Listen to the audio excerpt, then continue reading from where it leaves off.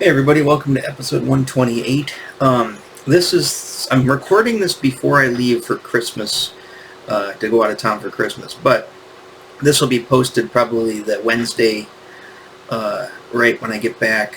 I'll probably be back Tuesday, but won't be back till late, so I'm trying to build myself up a little bit of a cache of videos so I don't have to be rushed when I get back. So all of the Christmas stories and all that stuff, Christmas shenanigans, I'll probably post on the videos that I start recording after I get back. So like I said, that this is still the before I take off.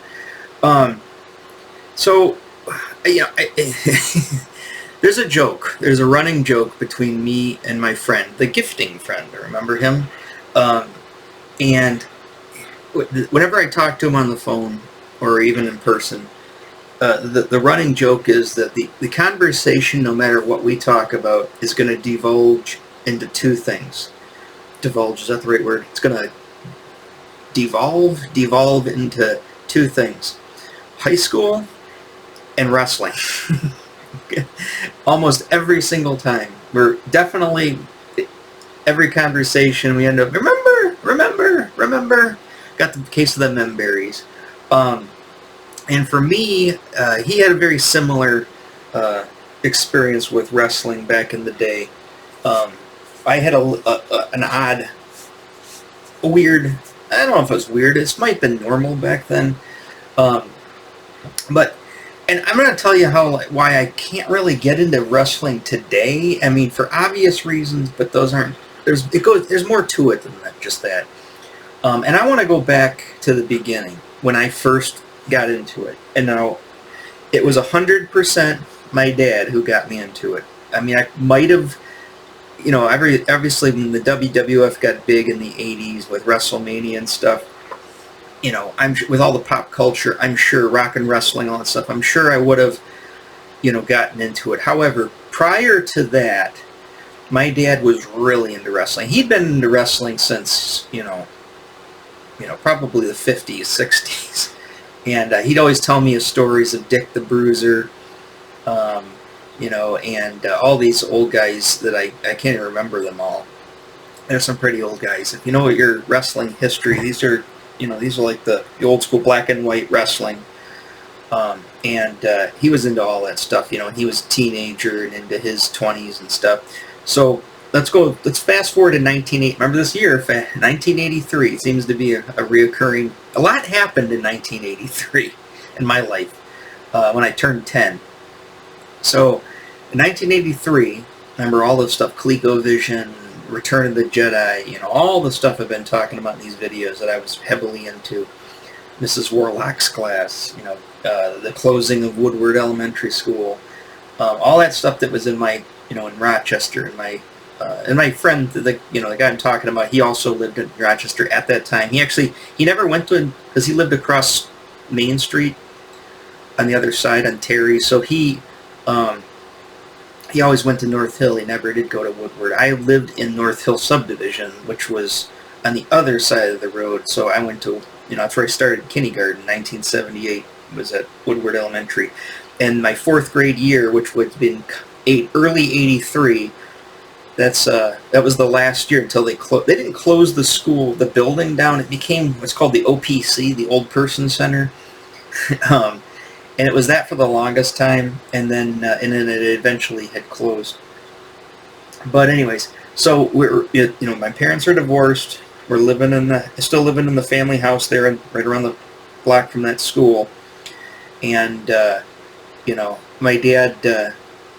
Remember we got the cable that year. Got the cable, and my dad loved it when we got cable because he got wrestling. And what he always called it this, and I kind of don't know what he was talking about then, and I sort of know what he's talking about now, but he always referred to wrestling as the Western Division. No matter what you're talking about, when WWF got popular, obviously everybody called it WWF, World Wrestling Federation. I don't care what anybody says about the WWE, and I hate it when old school wrestlers are forced to say WWE when they're referring specifically to the years of WWF. I hate that. It drives me crazy. It's called the WWF. That's what's in our brains. I don't want it to change. I don't care what copyrights it violates. In my brain, in part of my, formative years as a kid is WWF. So to keep calling it WWE just totally pisses me off every time I hear that. Anyways, he always referred to any wrestling as Western. It's Western division. What does he mean by that? And I guess kind of what he probably meant by that was like Texas wrestling was huge in Texas, and the whole what was it called? The Spectadium or the Spectrum or whatever that place was, like an old barn, like a huge barn that was like a wrestling event, and they had their own like promotions. And there was that, and then I don't know, I'm not super well versed in my divisions of wrestling, but there were different divisions, different regional divisions, and he always referred to like the real hardcore stuff or the real like good stuff as the Western division. Oh, he came from Western division wrestling. He'd always say that, and I guess that's what he was talking about. I don't remember anybody else referring it to that as Western division. Of course, I really didn't talk about wrestling a lot with a lot of other people. It was kind of like me and my dad's thing. Anyways, so let's go to 1983. I remember there was an event coming up called Starrcade 83. I don't know if anybody remembers that. And anyways, he was talking about this. He kept talking Starrcade, talking about Starrcade all the time. And then in between playing Venture and Cosmic Avenger on the ColecoVision, playing with Star Wars figure, Return of the Jedi figures, I would get this Western Division Wrestling, Starrcade, and then he'd start listing off all the cast of crazy people, and he was really into it. Anyways, and the weirdest thing was watching my dad watch wrestling, especially when he'd been drinking. He would just start yelling at the screen, his 19-inch TV, the one before the one that blew up, the older one, yelling at the TV, and he was convinced. He'd always tell me, he'd just start giggling every time. He'd sit there in the chair, and he'd watch it with his Miller Lite in his hand, and he'd go, he'd just start giggling, and I was like, "What's so funny?" He's like, "You guys are all coked up." That's all. He was always concerned, always so obsessed with how coked up everybody. Look how coked up that guy. He's all coked up. They're all coked up. And no real mention of like steroids back then. Just cocaine, because it was the 80s. Everybody's coked up. And everybody's a drunk and a cokehead. That's my dad. Everybody was a cokehead and a drunk. And he would just, he's like, because he was a drunk, and he would see these wrestlers and go, "That guy's a drunk." How can you tell? I know my drunks. Guy's a drunk. He's a drunk, or he's coked up. That's all my dad would ever say. And he'd just giggle about it. I think it was the funniest thing. And like when like Roddy Piper would go down there and start going crazy, he loved that. And he loved he loved Bobby the Brain Heenan. It was his favorite. He was the devious one. He'd always say the devious one. And so anyways, but when I got into wrestling, right around that time in 1983, because he got me into it, what really sold me on it was a couple of things. One was Wrestling Illustrated magazine. Now, it was always on the shelf at Kroger. Remember, magazines were big in the 80s. I did my Starlog, Dragon magazine, Black Belt magazine, all those magazines. And I would sit there and I'd go to Kroger with my dad or my mom, and I'd go to the magazine rack, and they'd always have Wrestling Illustrated. And it was like some color. I'll show you pictures of it. Some color and then black and white on the inside. And it was like all the super bloody matches where they're always cutting each other open with all kinds of blood. And of course, in black and white photography, that would just come across as black, like they were covered with tar, but it was supposed to be like fake blood. Sometimes it wasn't fake; it was real blood because they were cutting their heads open. And there were just a list of characters that I would just see in these magazines, and just seeing pictures of them generally scared the living shit out of me.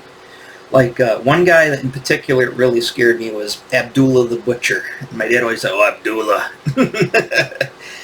Talking about Abdullah the Butcher, and just seeing pictures of him scared the shit out of me. and with his crazy fat rolls that would hang over his red trunks, and his head was all cut up, and he's always got like a fork in his hand, and he's gouging it into somebody. Like these super bloody graphic pictures in these magazines. It was like Fangora magazine, but wrestling.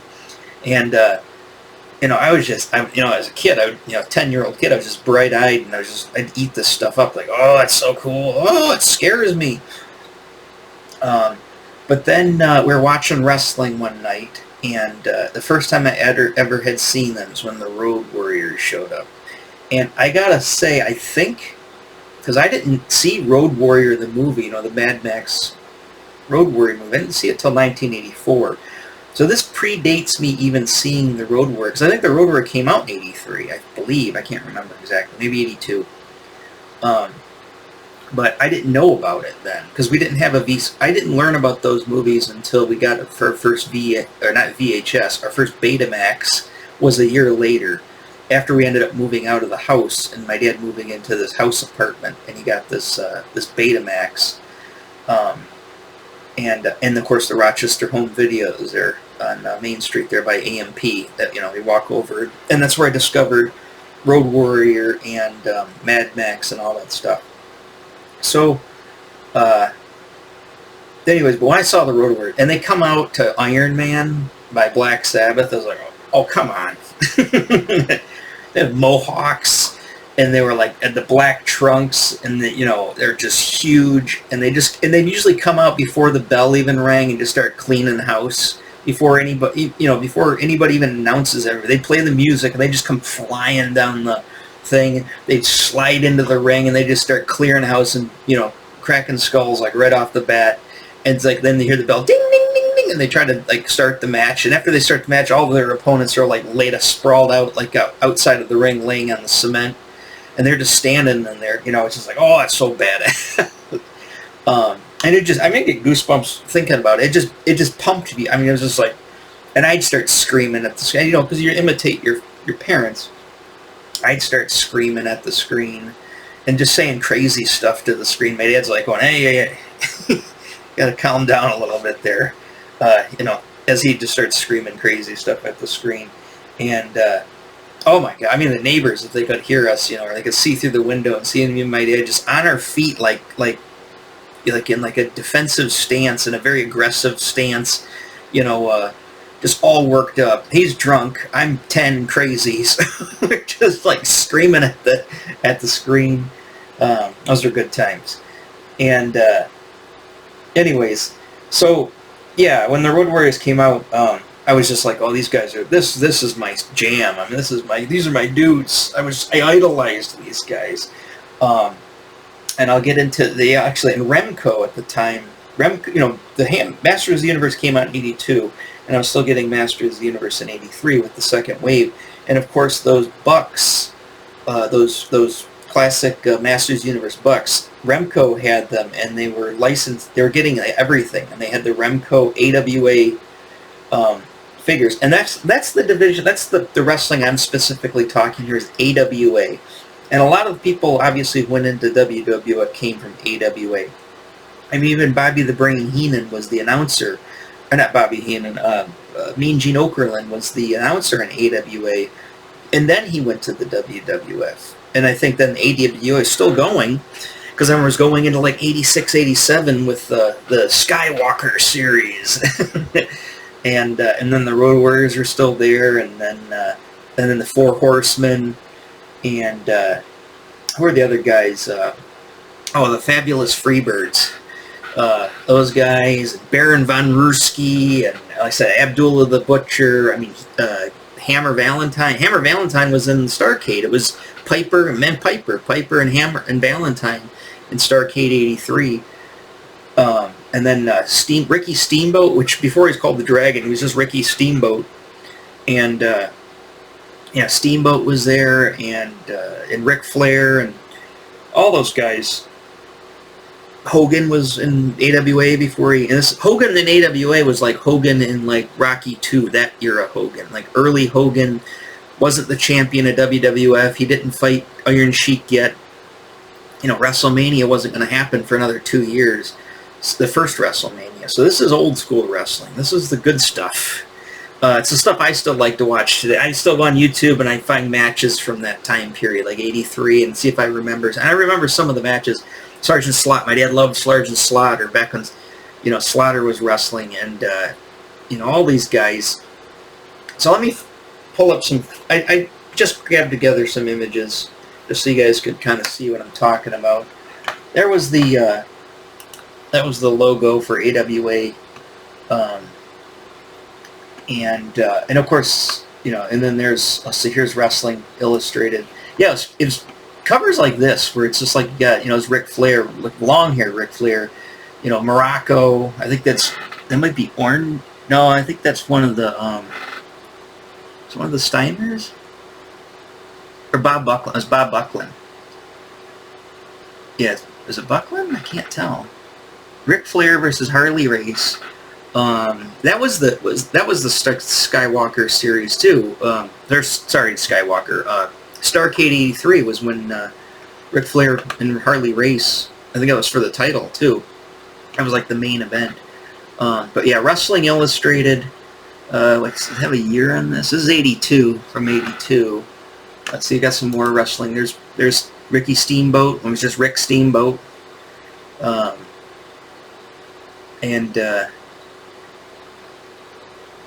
Yeah, like I said, I loved this mag. What year was that? That's '89. That's later. Oh, there they are. There's the Road Warriors. Tag Team of the Year, 1984. I think that's when they actually did get the championship. But these guys, like I said, I was obsessed with these guys. I wanted to cut my hair like this. So unfortunately, I did shave my head in '85, early '85. Coming out of 6th grade, but like just a buzz cut. But I always wanted crazy hair. I wanted to put this crazy makeup on. I wanted to get huge like that. And yeah, I was pretty whooped up into these guys at the time. And they said Wrestling Illustrated, we didn't get it a lot, but my dad would be like, he'd say, he'd always like ask me, he's like, hey, they got the new Wrestling Illustrated? And I'd say, yeah. And he goes, well, go grab it, let's get it. And so I'd say I think we had, it wasn't this issue, but I had another issue with the Road Warriors on the cover. See, look at, most of these look like from '84. There's Valentine, there's Hogan, '84. There's '85 with Steamboat. That's '91 with Slaughter. '84 Freebirds. I couldn't find all of them, but these don't look like. I think so. Most of the magazines we bought were from '80. And some from '84, yeah, too. I don't think we had any of these though. I remember looking at this. It was '82 though. No, it might have been this one. It was another cover with. I think it was Dusty Rhodes on the cover, and he's covered in blood. That's what Dusty Rhodes was on there. I got to do the voice because I know my buddy I'm talking about. He's definitely gonna probably watch this video. He loves it when I do the Dusty Rhodes voice. Dusty Rhodes. Got to talk about myself in the third person because I'm Dusty Rhodes. There, yeah, you got the. Is it Barry Gordy and what is the other guy's name? Gorgeous Jimmy Garvin. Gorgeous Jimmy Garvin and Barry Gordy. The Fabulous Thunderbird or Freebirds or whatever. The Freebirds? Yeah, the Freebirds. There's more. He's a monster. This guy was a monster.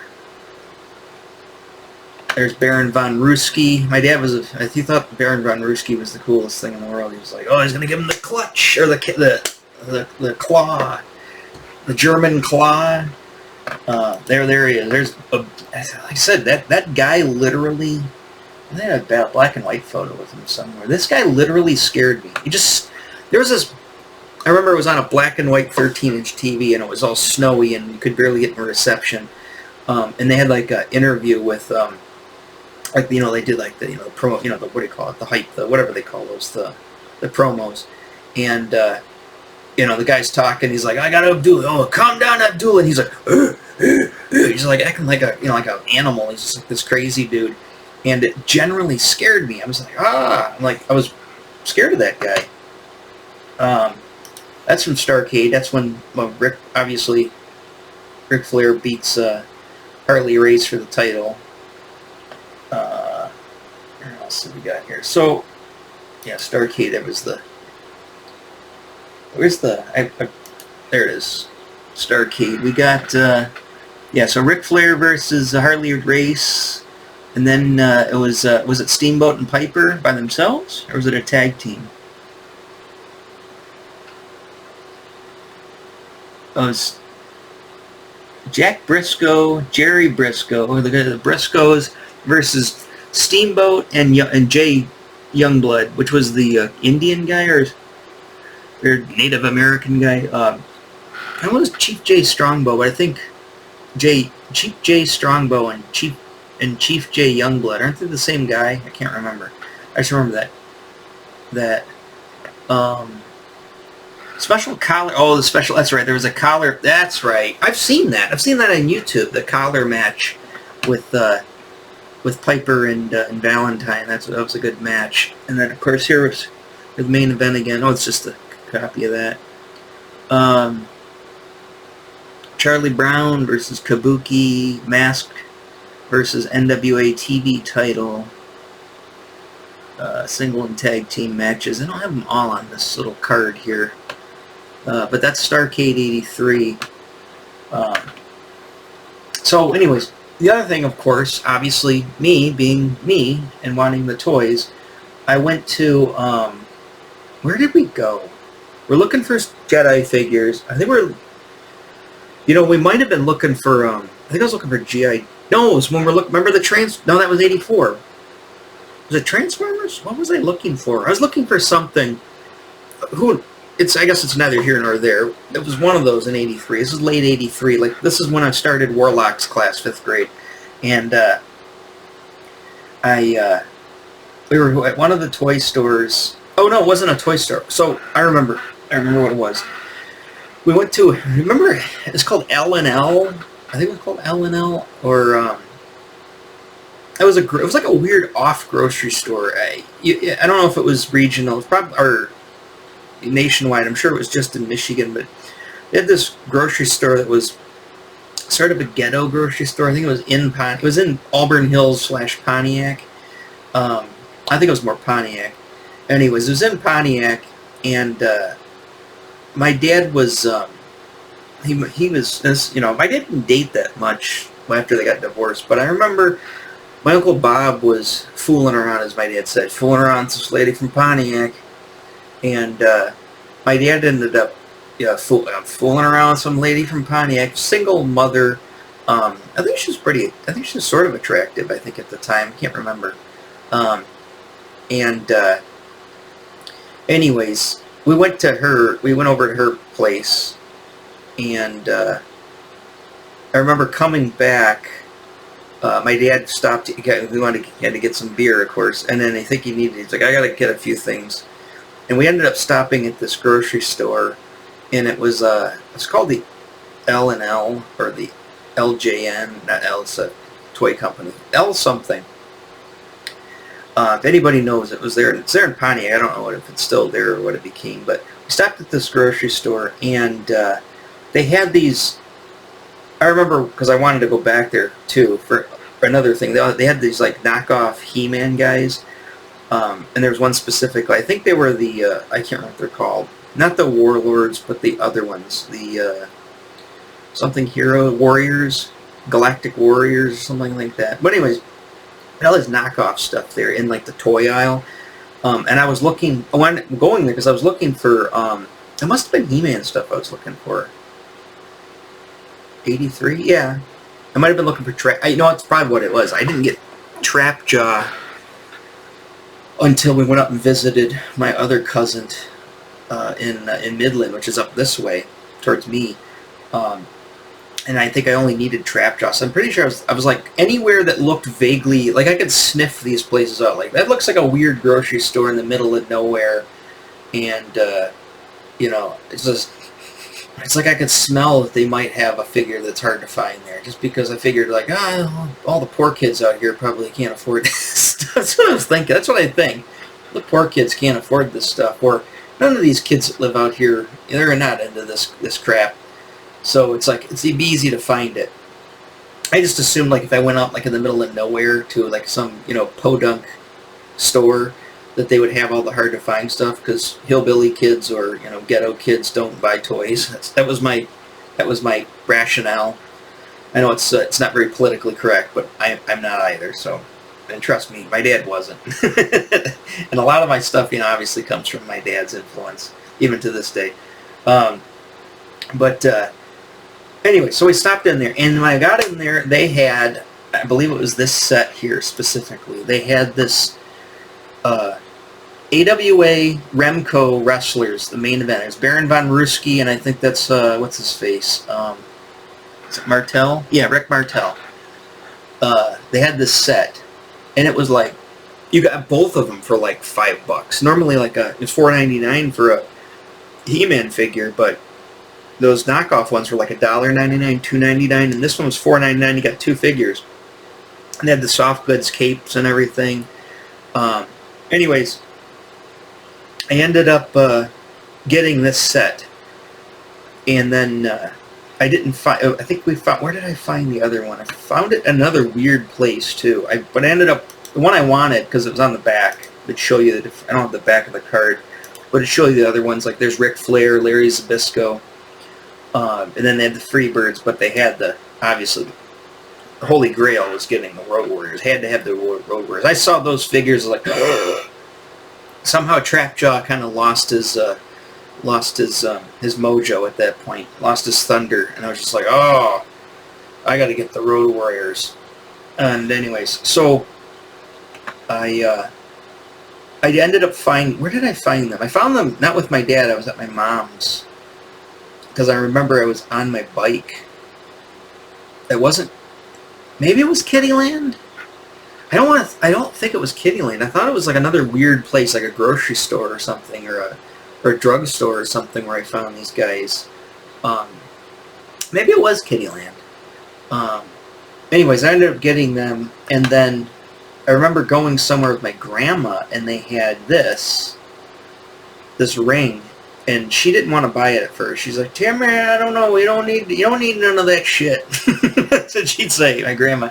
"Tamara, you don't need none of that sons of bitch and shit." That's what she'd say whenever I wanted crazy stuff like this. That sons of bitch and shit. So it's hard to get grandma to buy the sons of bitch and shit, but I think I ended up finally wearing her down. And it wasn't a lot. It was like $6 or something like that. I just was kind of a lot back then. But, and that's where that might have been at, I think it was at Chatham. That's what it was. That's where I found the Road Warriors, at Chatham.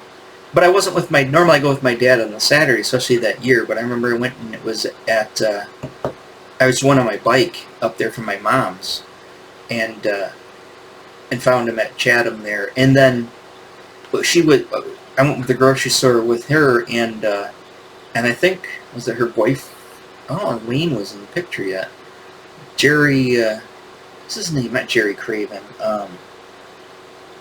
The other drunk. There were a lot of drunks back in the 80s. Everybody's a hillbilly and everybody's a drunk back then. And he was something else, this guy. Anyways, I think they took me up there. He had his big station wagon. There's creep. I got stories, trust me. One of these days, me and my buddy, the one I'm talking about, we're going to write the unofficial biography of Rochester, because the Rochester back in the 80s was nothing like Rochester is today. Before the tech center was built, before that influx of a lot of foreigners came in and all the money came into Rochester, and Rochester's all Richville, back when it was like this town, Bay City, when it was the hillbilly town, it was always kind of uppity, but it was uppity redneck at the same time. You know what I'm talking about? Where there's like, Pontiac was obviously ghetto, and Lake Orion, as my dad called them, North Pontiac hillbillies. That was all, north. That's where my dad's brother, my Uncle Bob. They're all from Lake Orion. There's the North Pontiac Hillbillies, which is Lake Orion. There's Pontiac, which was ghetto, and then there was Rochester. Rochester was uppity rednecks. There's always this cast of like drunks that all hang out at the bars. My dad used to call them the elite, part of the Rochester elite, and they'd always hang out at the Golden Eagle and the Yacht Club. What do they call the Pink Creek Tavern, the Yacht Club? That's where all the Rochester elite hang out. I tell you, just the shit that I had to endure as a kid.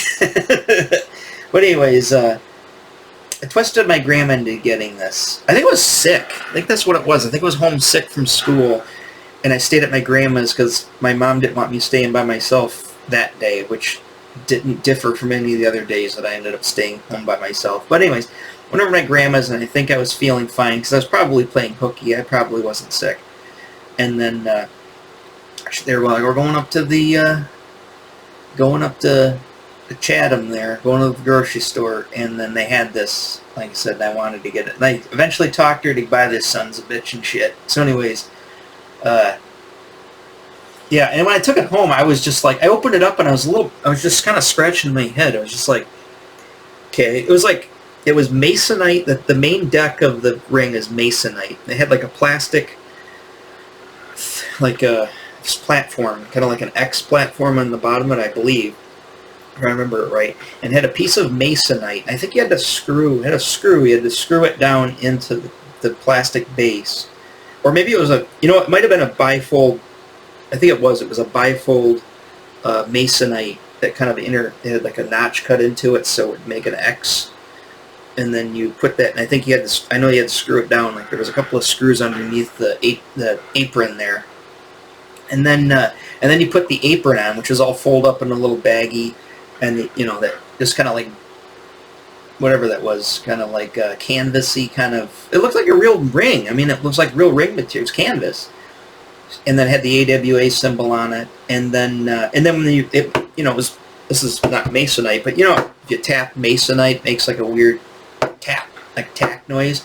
And I take these hard plastic figures and you'd slam them on it, and it would make this bap noise, so it sounded real. And the ring posts, they were wood. They were just wood dowels is all they were, as you can see them. And they just took the strings with these little grommets they made there and just tucked it around. I remember the rings were very flimsy, and they could never keep them tight. They'd just kind of look like that, look pretty sad. But that was like, I don't know, I tell you, and that was just insane to have that though as a kid. Be slamming those things in there all the time. You'd have your Road Warriors, and you have them fight the Ric Flair, Larry Zbyszko. I thought I saved some more pictures of them. Maybe not. Maybe it's back on the 83 file. I don't want to get them mixed up with my A-Team figures or my Mantech. But I guess they're all work files. Okay. What? Okay, some of them are that. Alright, well, whatever. You guys get the point. If you want to find this stuff, just go on and look this stuff up. And I just got pulled it off of Google anyway. So, but yeah, the AWA Wrestling, I was so into it. And then, like I said, literally like the next year, in '84, actually it was late '84. Then I remember my dad's like, "Well, hey, there's a new show on TV called All American Wrestling," because we were normally watching the AWA stuff. And then he's like, "Yeah, there's All American Wrestling," which I think was kind of sort of AWA and kind of sort of WWF, because it was hosted by Lord Alfred Hayes. And let's check the time. Anyways, then they started playing the WWF, and a lot of people ended up going over. And that's when, I believe, in '84, don't quote me on this, my wrestling history knowledge, it's not like I really paid attention to the history of it or the years, but I'm just going off of what I remember, experiencing this stuff in real time. That's when Hogan beats the Iron Sheik and becomes the champion. What else was going on at that time? This is still right before, what do you call it? WrestleMania, because WrestleMania wasn't until '85. WrestleMania 1, with Mr. T and all that stuff, and that was when. I'm pretty sure '85 is also when they had like the Rock and Wrestling Connection, and Cyndi Lauper and the Goonies are out and all that stuff. That's all '85. So this is all pre that. And like I said, that's when we were still kind of watching AWA, and it kind of blended into WWF at that time. And then in '84 also, LJN put out their wrestlers, which sucked. I thought they sucked. You could beat the crap out of them. They're just hunks of rubber that you could beat. I'd get so mad at them, I'd just have to bite their noses.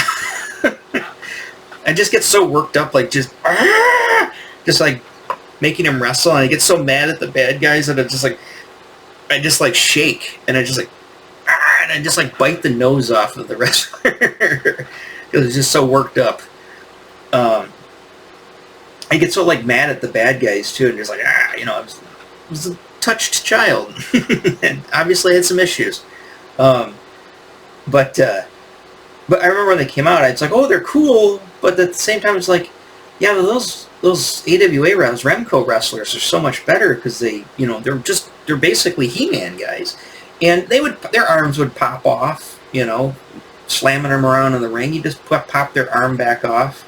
I never had one of the O-rings bust on me, but obviously if you get real crazy with them, you bust the O-ring on them. Now here's the thing. You might be asking yourself, did he have Beastman and He-Man step into the ring to take on the Road Warriors? No, I did not. And you know why? This is why I was one of those kids. Yeah, I don't know if you knew this kind of kid, but I did not like to cross the streams. I didn't want my chocolate and my peanut butter. I did not want G.I. Joe and Star Wars figures to be hanging out, right? I was specifically segregated my action figures. Those are G.I. Joe guys. They do not play with anybody else. It wasn't until the G.I. Joe versus Transformers comic book that I kind of entertained the idea, it would be kind of neat as if my G.I. Joe guys and my Transformers hung out together. I don't know. Goes against everything, and everything that I stand for. So back then, no, I did not. No, I did not have He-Man step in the ring against the Road Warriors. Although now thinking about it, it'd be pretty badass. But back then, I did not, like I said, didn't want to cross the streams. I didn't want to end life instantaneously by, dipping my chocolate in the peanut butter, or dipping it in the Kool-Aid. Didn't know the flavor, whatever. However the sayings go. Yeah. And of course at this time, also, this would have been more '84. We're still at the house. I still haven't moved out yet, and my dad, we used to go, from the party store, my dad used to go up by Neely's Pub. There was Neely's Pub. Then there was the Gentleman's Establishment down the way, and I don't know if I've touched on that story. That is a story unto itself. And my dad's whole connection with that whole insanity. It's probably information I probably don't want to tell the public, but it's interesting. Like I said, if I ever read an autobiography, that's also going in the unofficial biography of Rochester. And because yes, there was a Gentleman's Establishment in Rochester for a very brief period of time. But anyways, that North Hill Shopping Center was that place, which also used to be a movie theater. It was a one-theater, first-run movie theater where I saw Battlestar Galactica in the theater. There was that, and then you had Sir Pizza. Loved Sir Pizza. Oh, God, it was good stuff. And, of course, the guy, and then there was Neely's Pub. Now, and Sir Pizza would make the pizza for Neely's Pub next door. If you wanted pizza, it would just be coming, because the kitchens were connected. It would just come from that kitchen. And then the guy, so the whole connection with the Gentleman's Establishment, he also owned the pizza place. And then down the way, these guys weren't in cahoots with all of, I think Neely's, which is called RJ's for, I don't even know if it's there anymore. It's that big red letters, pub. That was just what I saw. Anyways, that's where where Star Castle was, all that cool stuff. I used to hang out with my dad there, but he'd always go to the party store. And of course, my dad, not very PC, would always refer to it as the camel jockeys. I don't want to insult anybody, but my dad'd always say, "You gotta go up there." He was friends with them too. He'd call them to their face too. He's like, "Ah, you camel jockeys." There's a Brett and Mark. I don't even know if they were camel jockeys. I think they were. I think they were Italian or something. I don't think they were Middle Eastern. Maybe they were. But I know that they lived in Grand Rapids, Michigan. Remember, that was kind of a ways. They own this party. I think they own a few party stores, but they would drive out from Grand Rapids, Michigan. Anyways, these guys, my dad was, befriended these guys, even though, they'd call each other racial slurs all the time. It's just how it was back then. And, anyways, we'd be going in there all the time, and they had some connections to get tickets for Joe Louis and Kobo. And my dad did not like to drive down to Detroit, though. Remember, my dad wasn't the... my dad was a character. He didn't like to drive down to Detroit. However, I don't know, we had the AMC Eagle still at the time, but for some reason he was like, gotta rent a car to go down there. He wanted to rent a car, and he always wanted to rent some big, like, luxury car. I guess he just wanted to feel like a big shot or something. He's like, we're gonna rent a car. We're gonna go down to Kobo. We're gonna see some wrestling. I said, I got tickets from the Camel Giant. So, anyways, so yeah, we'd go down there, and I just remember Madonna's, was it 84? Yeah, it was still 84. Madonna's Material Girl song was big on the radio at the time, and I remember just listening to the song Material Girl on the radio in this rental car, which had like these nice plush soft beef seats. I think it was like a Buick Skylark or something. It was just some nice kind of, plush kind of big boat of a car, but it was new. Anyways, my dad was all about renting. He loved renting cars. That's why the EMC Eagle was initially a rental car, and then he bought it. But anyways, he got tickets a lot of times like that, and we didn't always rent a car. And then we'd go with who else used to go down there? Oh, we used to go with the guy from the Gentleman's Club. He used to go down there too, and this was like literally like the end of '84, because we're almost talking into '85, and I was in 6th grade. And I remember a lot of that stuff also spilling over into when he moved, when my parents actually finally, the divorce got finalized and they sold the house, and he had to move out, and he went into that apartment, and he was still, hanging out with those dudes and all those guys up there. And then anyways, we used to go to a lot of these wrestling, and a lot of the wrestling was like, some of it was like WWF, like early WWF. Some of it was like AWA. It was like a crossover kind of thing. I would say we probably went that year or into the next year in '85 10 times. We went a lot. It seemed it was going on a lot, and I just loved those times. It was great. I just loved hanging out, going to those wrestling events with my dad, and my dad was like, he'd be standing on his seat, spilling beer all over himself, just screaming and yelling at the wrestlers and stuff, and he got real excited, like real giddy, excited, weird when they came out and stuff. I remember you remember the machines, like a Giant Machine, Super Machine, can't remember the other machine. It was Andre the Giant was obviously Giant Machine. But they had the machines, the Orient Express or whatever they called them, and they had a big fight down there at, I think it was this is at Kobo. I don't know if it was at Joe Louis. I remember Joe Louis because Joe Louis was where the Red Wings played, and they had that like weird chute that they'd come out. But Kobo, they had like more of the doors. I remember coming out from Kobo there, yeah, they had that was match. It was a really long match with Steamboat and Jake the Snake. It's funny, I met Jake the Snake at a comic book convention, and I asked him. I said, "Hey, do you remember this match, he's like, good luck. He says, I don't remember them all. He says, remember with you and Steamboat at Kobo? And it was like an hour-long match. I think you guys went the entire time limit, and there was like a draw because you guys kept knocking each other out, and it was just total pandemonium, using the vernacular of Gorilla Monsoon. And he was like, I kind of remember that. And I was like, yeah. I said I still remember. I could tell you. I said you had on those red pants. And I said no. Steamboat had on red pants. He had on. This is before. I think this is before he used to carry the snake. It might have just been just Jake Roberts at the time. I can't remember exactly. I know it wasn't like his normal thing. And this would have been like 85.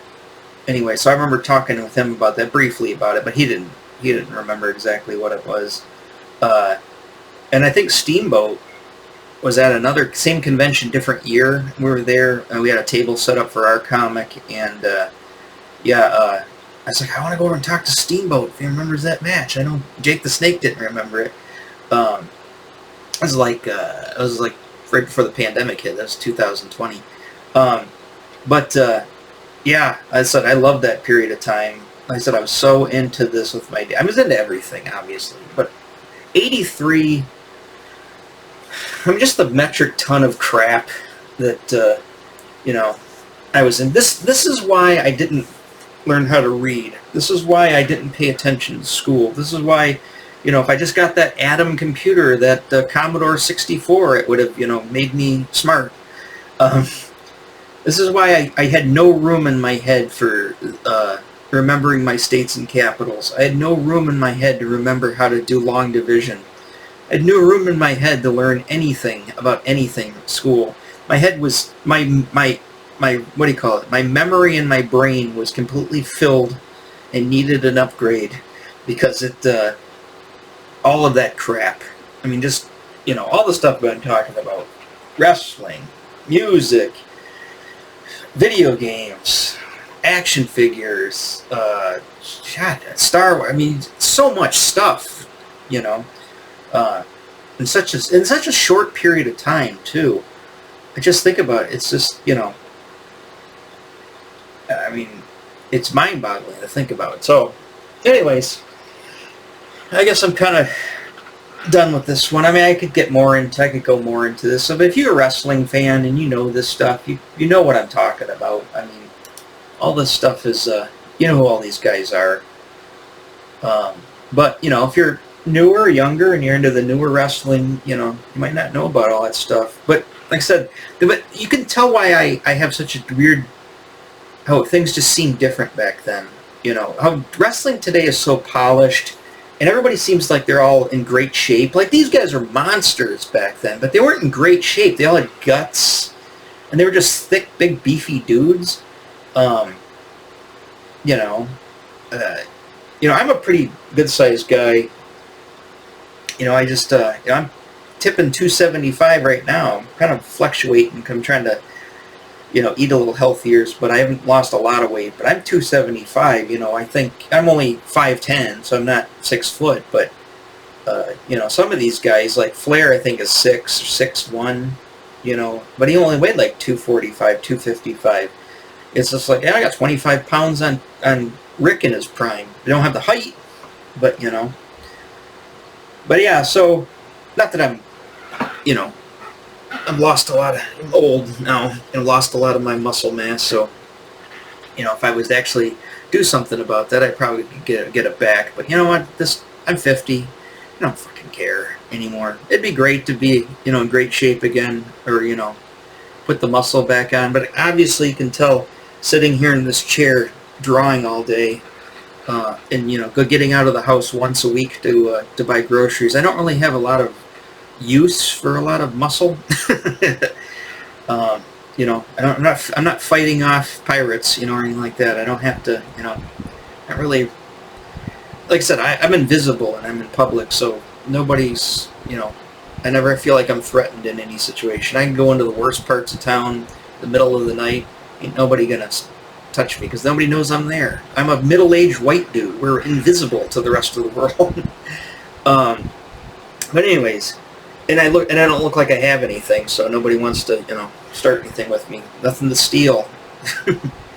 But anyways, so yeah, like I said, this time period, I mean, there's just, I probably will, obviously, in more videos. I'll keep going and talking about various things, but I wanted to bring this up. I was looking up something and I came across those wrestling figures, and I was just like, oh, God, I loved those things back then. I know they came out with, I think they've got the new Origins Bucks. I think they have WWF Superstars, but I mean, like the Ric Flair is kind of cool. But I'd rather have like the I want the old school ones, the AWA ones. I want the old Road Warriors. I want Baron Von Ruski. I want Rick Martel. Barry Gordy and Jimmy Garvin and Abdullah the Butcher. I don't think they didn't make it Abdullah the Butcher. They did make the Fabulous Freebirds, though. I just couldn't find a picture of them on card.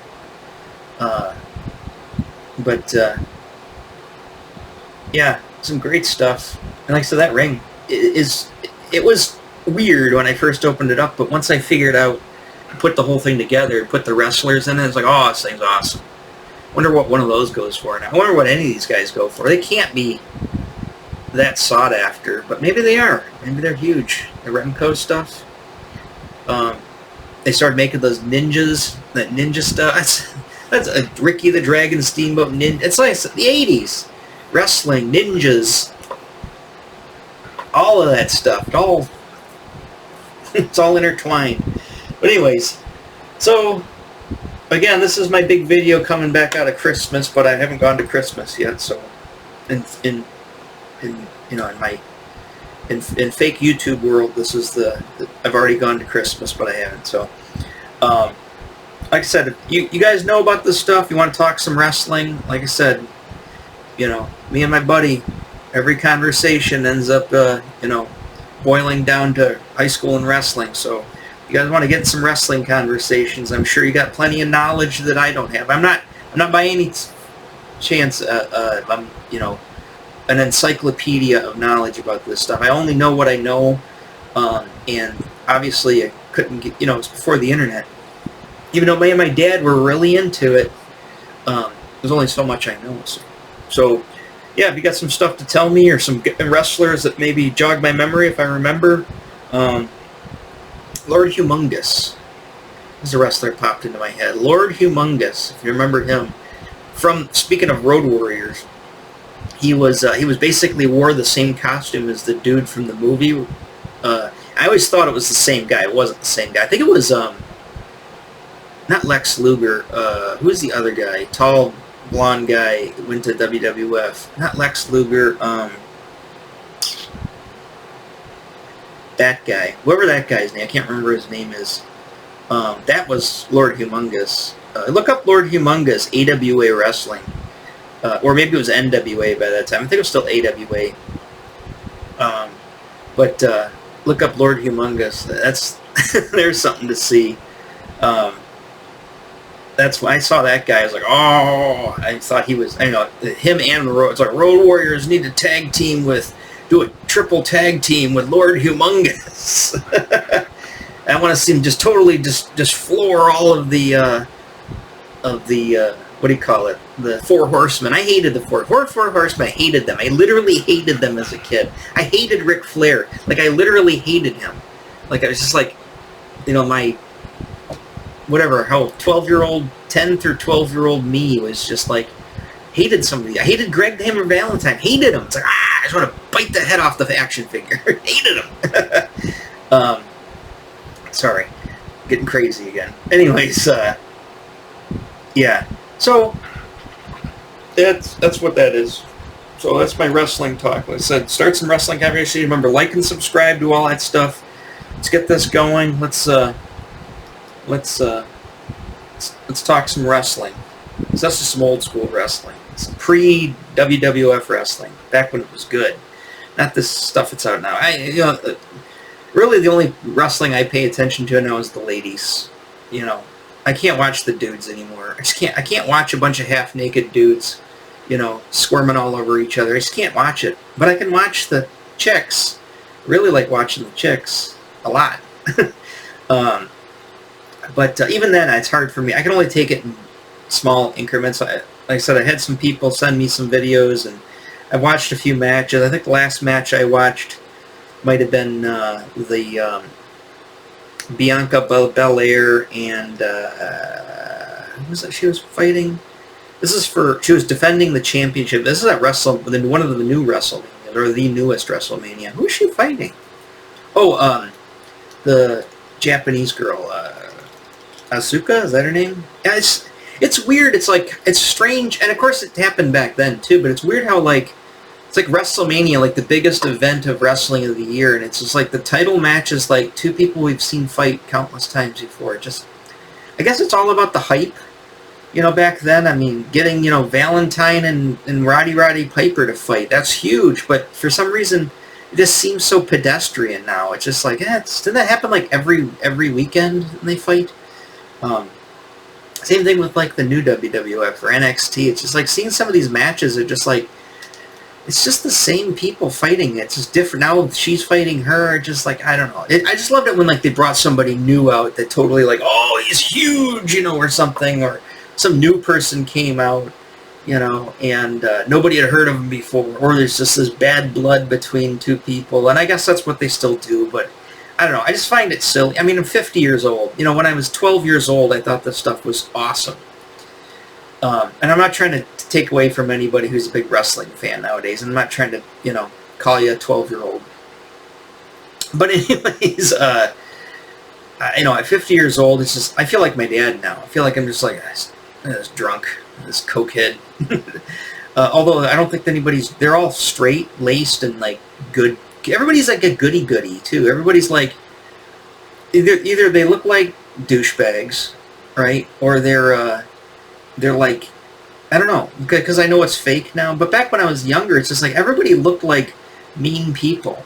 They looked like seriously mean, drunk, dangerous people that like you didn't want to like. Oh, I don't know about that guy. You don't want to get in a bar with him at 2 o'clock in the morning in Detroit. That kind of stuff. You always hear these stories and stuff. Always, alcohol always has got to be somehow involved. It's, don't want to be drunk, fighting people 3 times your size at a bar.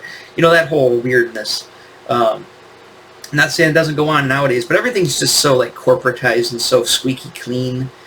I liked it back when it was, it's seedy. I like when it was seedy and greasy. Yes, I like my wrestling greasy. I don't like it slick. Not to be confused with the managers, the slickster. Anyways, so I keep babbling on. Let me end this video. All right, I'll catch you guys on the next one. All right, bye-bye.